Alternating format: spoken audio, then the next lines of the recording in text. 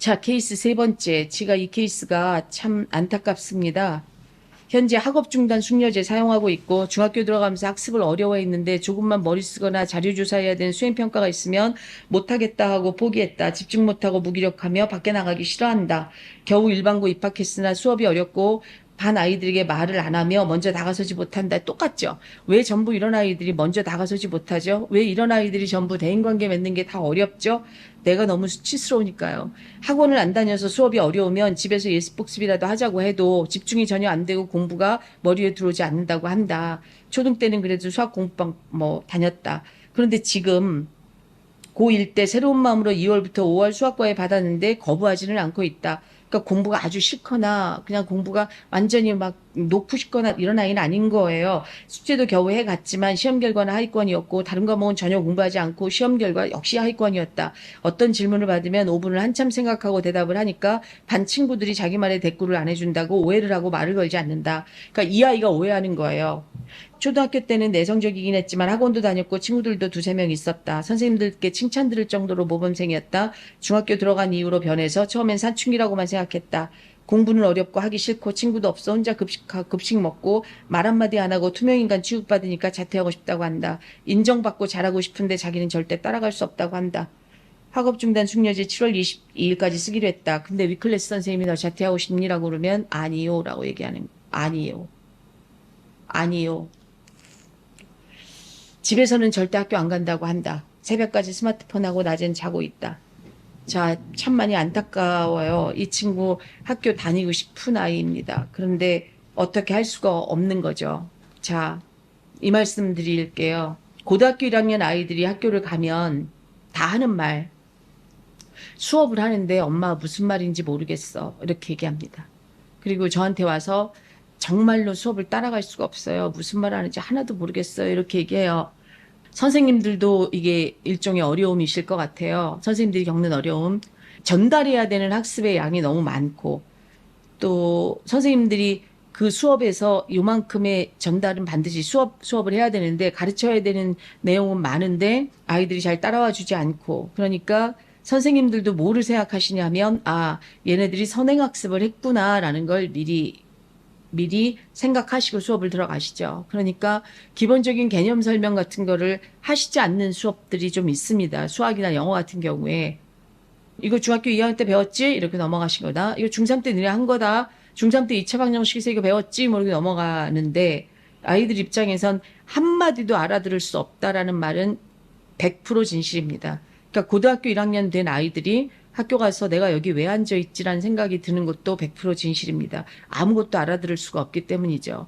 그러니까 차라리 그러면 정말 공부 잘하는 아이 우반 열반이 아니라 왜 이거 도입됐다고 했는데 기초학습이 이루어져야 되는 아이 뭐 이렇게 해서 수업이 좀 잘 진행되면 너무 좋은데 이 수업이 또 진행될 수 없는 이유는 아이들이 기초반에 들어가는 걸 너무 또 굴욕스러워 하니까 이 수업이 또 진행되지가 않는 거예요.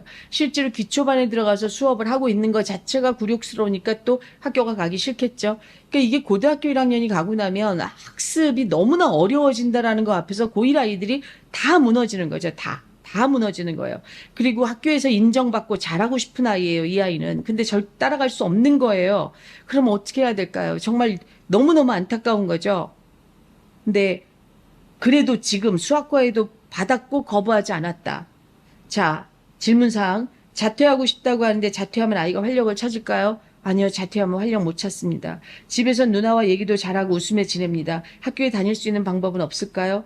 폰 자제하자고 숨겨도 보고 뺏어도 봤는데 너무 괴로워서 돌려줬습니다. 현재 다니던 직장도 그만두고 아이 곁에 있어주고 마음 챙긴 부모 치유학교 온라인 강의도 신청해서 추천해 주신 책 명상도 하고 있습니다. 아이가 너무 힘들어하니 자퇴하는 게 맞는 건가 하는 생각도 드는데 은둔형 외톨이가 되지 않을까 걱정이 됩니다. 무기력하고 집에만 있습니다. 정신의학과 상담도 받고 싶은데 아이가 거부합니다. 아이가 거부하면 상담 불가능합니다, 어머님. 그리고 아이가 거부하면 심리 코칭도 불가능합니다.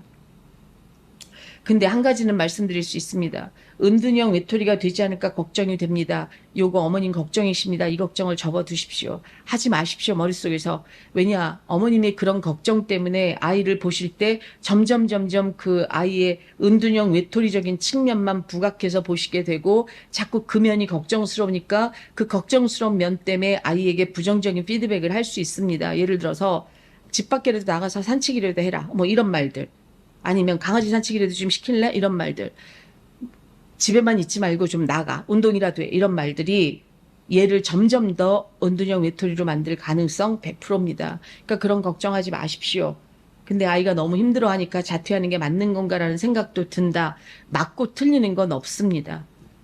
자퇴하는 게 맞다. 자퇴하는 게 틀리다. 이렇게 어떻게 말할 수 있을까요? 그렇게 말할 수 없습니다. 자, 그런데 이 말씀은 제가 드릴 수 있어요. 어머님이 지금 마음챙김 부모치유학교 온라인 강의도 신청해서 듣고 계시다니까 어머님이 마음챙김이 되세요. 그래서 어머님 마음에 걱정하는 마음이 없어요. 그리고 어머님이 마음챙김이 되셔서 아이의 인생은 지금 잠시 어려울 뿐이지만 우리 아이의 인생은 공부 때문에 지금 주저앉아 있는 거이긴 해. 그렇긴 하지만 공부가 아니어도 이 아이의 길을 찾아갈 거야라는 믿음과 확신이 최소한 마음챙김 이거 부모치유학교 온라인 강의를 통해서 이게 들어오시고 내 쓸데없는 걱정과 불안이 내려놔지신다고 그러면 그땐 자퇴를 하느냐 마느냐를 고민할 필요조차 없습니다. 대개 마음챙김이 완전히 되신 부모님들의 마지막은 이런 대사가 나옵니다. 박사님 이제 자퇴한다 그래도 전 상관이 없습니다. 이러세요. 그리고 자퇴한다고 해도 저는 반대하지 않을 겁니다. 이렇게 얘기들 하세요. 상황이 달라졌냐? 상황이 달라진 게 아닙니다. 이 케이스를 보고 있는 내 마음에 불안이 가라앉은 것뿐이지 상황은 달라진 게 없습니다. 자, 그러니까 저는 이 케이스는 어머님 그냥 마음챙김 계속 하십시오. 그리고 7월 22일까지 숙려제 하기로 했다. 그런데 7월 22일이 지나고 나면 방학일 거예요. 그때 자퇴 결정 바로 하지 마십시오. 그냥 아이에게 좀 시간을 가져보자. 근데 이걸 설득하는 모양새보다는 체험학습 쓰면서 방학 끝날 때까지만 좀 시간을 좀 가져보자 하고 마음챙김 부모치유학교 온라인 강의 들으시면서 내 마음 계속 챙겨가십시오. 마음속의 불안과 두려움이 현실을 만들어냅니다. 결국 우리는 두려워하는 것들을 현실로 맞닥뜨릴 때에야 그 두려움이 사라진다는 걸 경험합니다. 두려워하고 불안해하면 우리는 그 두려움과 불안을 아이에게 그대로 전달합니다. 말로, 표정으로 다. 그러니까 그것만 하지 않는다고 그래도 아이가 학교 갈래라고 결정할 수도 있죠. 그렇긴 하지만 전 그냥 이 아이가 너무 학교 다니는 게 힘들겠다라는 생각이 좀 들어요. 많이 힘들겠다.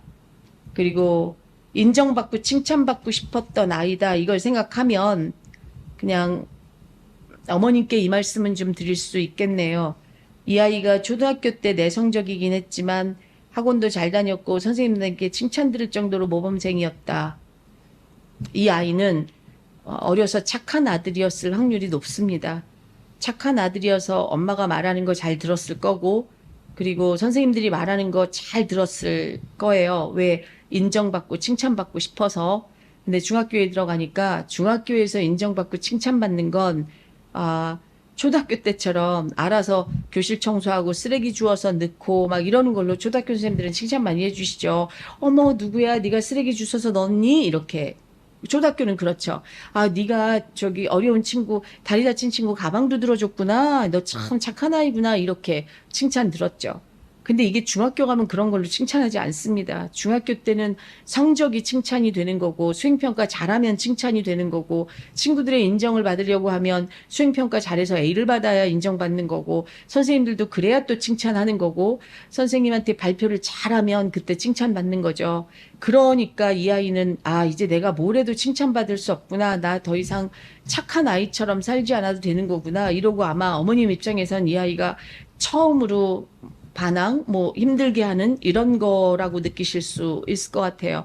중학교 때부터 이 아이는 되게 힘들었을 거니까. 근데 저는 다만 학습을 어려워했고 머리 쓰는 일이나 자료조사해야 되는 수행평가 있으면 못하겠다고 포기했다. 그래서 아이를 우리 애는 뭐가 어려우면 포기하는 아이야. 이렇게 이 아이를 자꾸 이렇게 들여다보지 마십시오. 정말 힘든 아이일 수 있습니다. 학습만 힘들 수 있습니다. 그런데 이 아이가 지금은 정신과 상담 안 받는다고 하는데 기회가 되시면 ADHD 검사를 좀 해보셨으면 하는 게 제 생각입니다. 왜 그러냐?